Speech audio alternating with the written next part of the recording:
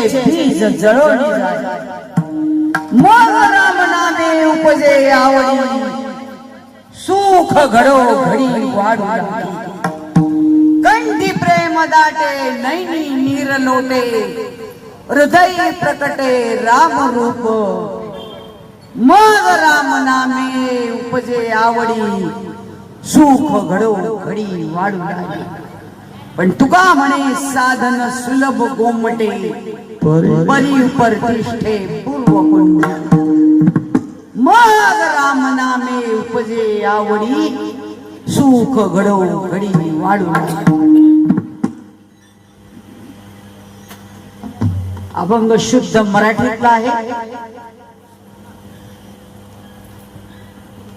संत तुकाराम महाराज यांचा आहे आणि त्याच अभंगाची का निवड केली तर आज आपण जो या अमळनेर पवित्र पावन क्षेत्रामध्ये ही जी ज्ञानगंगा वाहत वाहत आलेली आहे, तिला असं कुठंच वळावं वाटलं नाही, पण या अमळनेर सारख्या पावन क्षेत्रामध्ये वळावं वाटलं।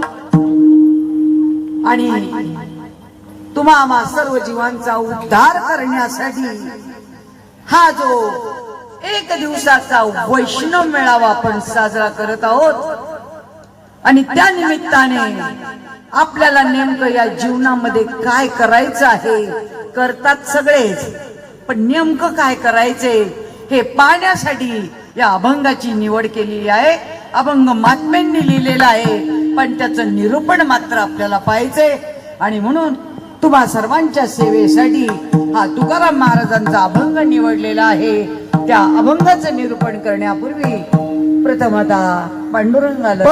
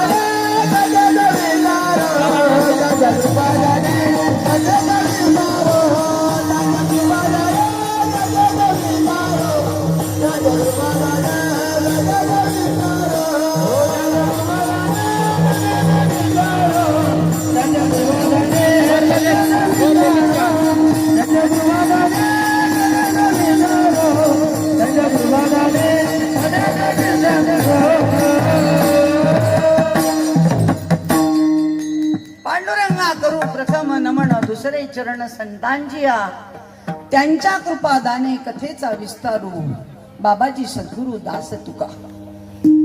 या अभंगाचं निरूपण करण्यासाठी सुद्धा कोणाची तरी कृपा संपादन करावी लागते। कृपेशिवाय कार्य करता येत नाही। कोणी म्हणत असेल की कार्य करता येत नाही, त्यांच्या कृपादाने अशी जी एक अदृश्य शक्ती आहे, असे जे महात्म्यांचे अवतार कार्य आहे, त्यांची कृपा आशीर्वाद संपादन करावे लागतात। मग त्यांच्या कृपादाने कथेचा विस्तार बाबाजी सद्गुरु दास तुका।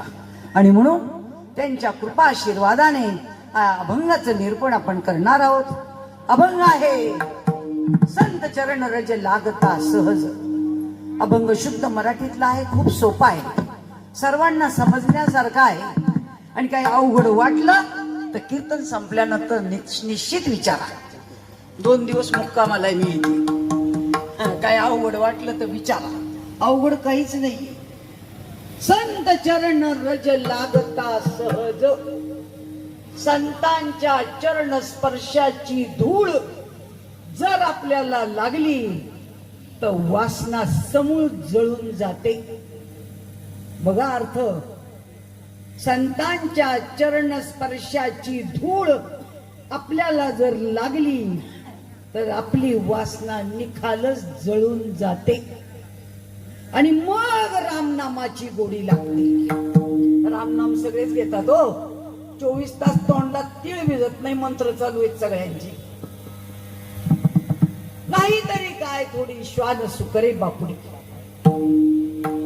सगळेच जण मंत्र म्हणतात, नामही म्हणतायत, पण गुण मात्र अजून कोणालाच येईना. नाम घेतात ते पण परिणामच व्हायला तयार नाही. जोपर्यंत परिणाम मिळत नाही तोपर्यंत ते नाम नाही, ही ओळखण्याची खूण आहे. कान देऊन ऐका, जोपर्यंत परिणाम नाही तोपर्यंत ते नाम नाही, ही ओळखण्याची खूण आहे. आणि मग रामनामाची गोडी लागते सांगितली. मग गीता भगवंताने अर्जुनाला आपल्याच देशात सांगितली. त्याच्यानंतर ज्ञानेश्वरीचं लिखाण कुठं झालं? नेवासा कुठं आहे? महाराष्ट्रात आहे ना, अमेरिकेत नाही ना. मग विचार करा, गीता भागवत ज्ञानेश्वरी सगळं महाराष्ट्रातच झालं. सर्व संतांचे अवतार महाराष्ट्रातच झाले. आपल्याला आहे खबर बातमी? आपली गीता फॉरेनला चालली. आपले लोक आपलं नामस्मरण करायला लागले. फॉरेनचे लोक गळ्यात माळा घालायला लागले. फॉरेनचे लोक हरे राम हरे कृष्ण म्हणायला लागले. फॉरेनचे लोक दिंड्यांमध्ये यायला लागले आणि आम्ही घरात बसायला लागलो. आहे की नाही? कारण आमच्यापर्यंत परमार्थच पोचायला तयार नाही ना. कोणाच्या गावाला कीर्तन होत नाहीत सांगा? तुमच्या गावाला होतात की नाही मला माहित नाही. हा माझा पहिला प्रयोग आहे इथे. मी 35 वर्षापासून येते या महाजन कुटुंबियांकडे, परंतु हा पहिला प्रयोग आहे. आणि म्हणून तुमच्याकडे कीर्तन होतात का नाही होतात मला माहित नाही. होतात सत्य? होतात. कीर्तन होतात? होतात. तुम्ही कीर्तन ऐकली आहेत? हा मग ठीक आहे. मग तुम्ही ना आपण एकाच जातीचे. मला वाटतं तुम्ही हिंदुस्थानी मी पाकिस्तानी का काय. मला बऱ्याच वेळेला असंच भ्रम होतो नाही का. मला असं वाटतं तुम्हीच हिंदुस्थानी आहे म्हणजे ऐकलेले तुम्ही कीर्तन नाही का. मग विचार करा, पाठ पाठांतराने देव सापडणार नाही, काहीच होणार नाही, काहीच होणार नाही. ज्ञानेश्वरी लिहून ठेवली, ती पाठ करायला लिहिली का अनुभव घ्यायला किती जणांनी घेतला? काही घेणं नाही. माहित नाही ना, तुमची काही चूक नाहीये.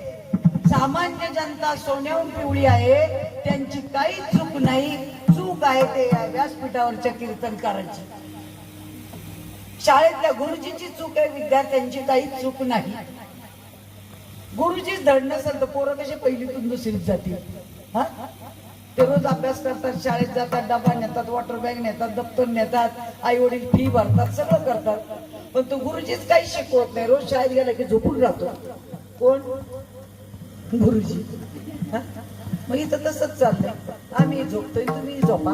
तू कामाले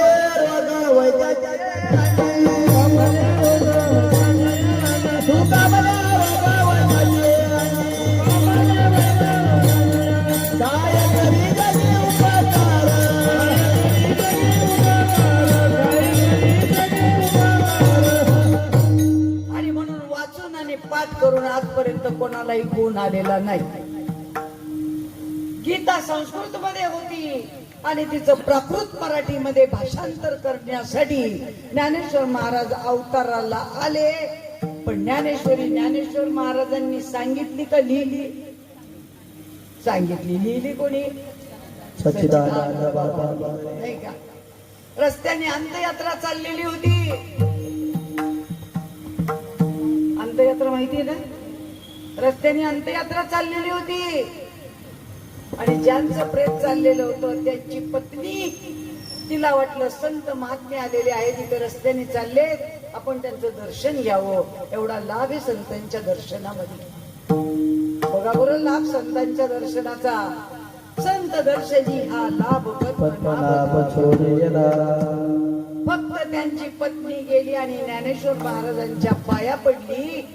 पाया पडल्याबरोबर ज्ञानेश्वर महाराज म्हटले, सौभाग्यवती भव. संतांचे शब्द कधीच खोटे ठरत नाही, एवढं लक्षात घ्या. कधीच खोटे ठरणार नाही. सौभाग्यवती भव म्हटलं, तिच्या काळजात सर्र झालं की अरे माझ्या पतीची अंत्ययात्रा चाललीये आणि हे महात्मे खुशाल सांगतात सौभाग्यवती भव.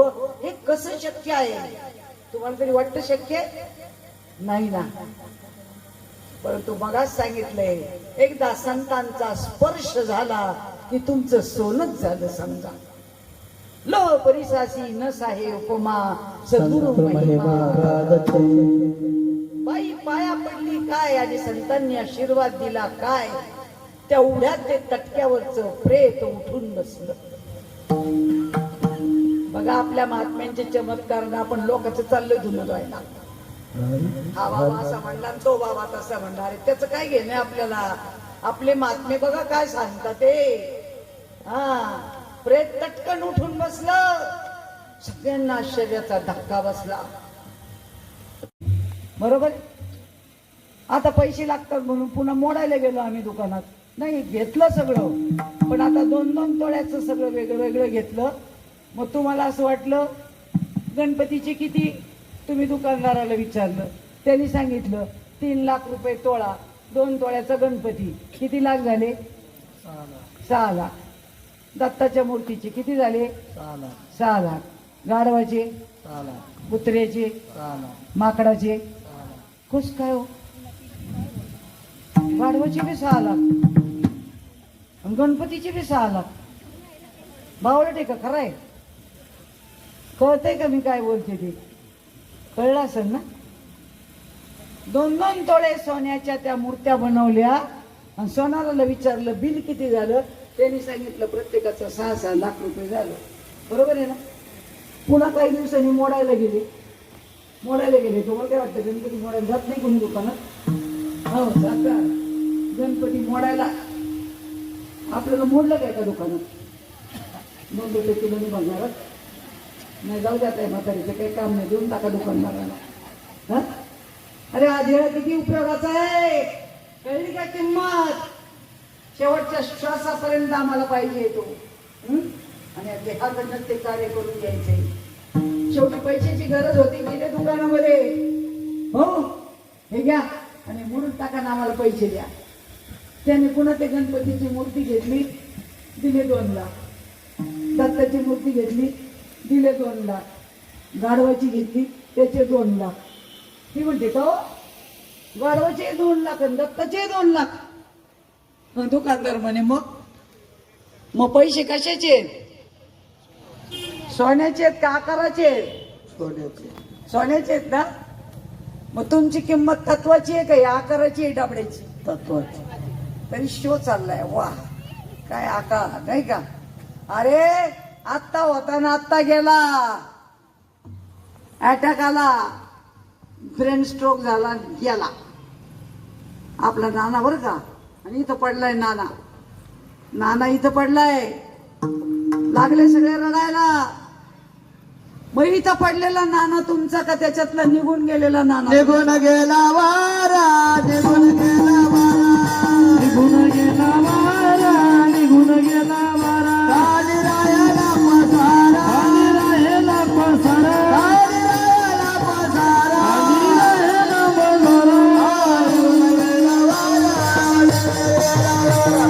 निघून गेला वारा. निघून गेला वारा. निघून गेला वारा. निघून गेला वारा. निघून गेला वारा. निघून गेला वारा.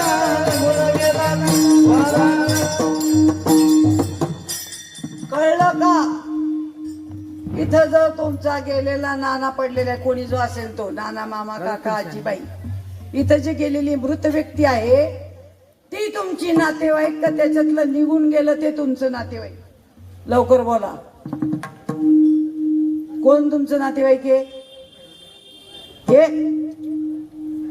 मग आम्ही याच्यावर तर प्रेम केलं. हो तो माणूस मेला तरी म्हणतात पटकन जीवन घ्या उशीर होईल. सकाळी जायला उशीर होईल घ्या पटापट जीवन. शेतकरी म्हणतो घ्या पेरून ठेवा झाकून.